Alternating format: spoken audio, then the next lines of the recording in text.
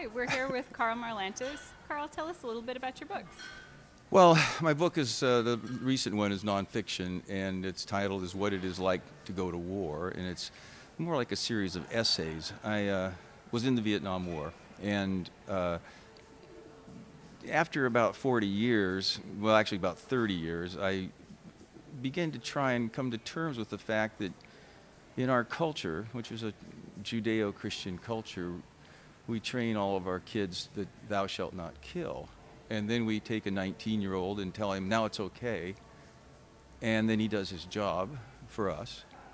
And then he comes back and we say, fine, let's just get on with life. Well, it isn't that easy. It's an experience that I write in the book is akin, it's the same intensity as a spiritual experience, a mystical experience. And you expect someone to come back from that and just sort of flip burgers at McDonald's as if nothing happened to them.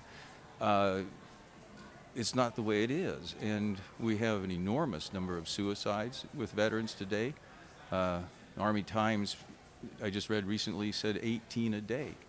So clearly we're not doing something right, and so the book I wrote was to struggle with my own coming to terms with combat. And also I was hoping that, if someone else read it, I put the dedication on the front is for a quote from Bismarck, which is, any fool can learn from their own mistakes, but the wise man learns from other people's mistakes. So I thought maybe that would help some people who are thinking of joining the military or veterans that are going through the same thought processes and struggles, I guess, intellectually that I am. Right. Thanks. So you grew up in a small town in Oregon. I also grew up in a small town Where? in Oregon, Amity. Oh, I know where Amity is. Yeah. So how does that small town background influence your writing?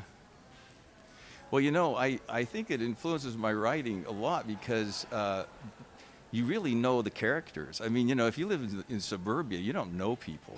I mean, you don't know the local character. And you grow up in a small town, you are thrown in with them and they're part of your life. I mean, we had,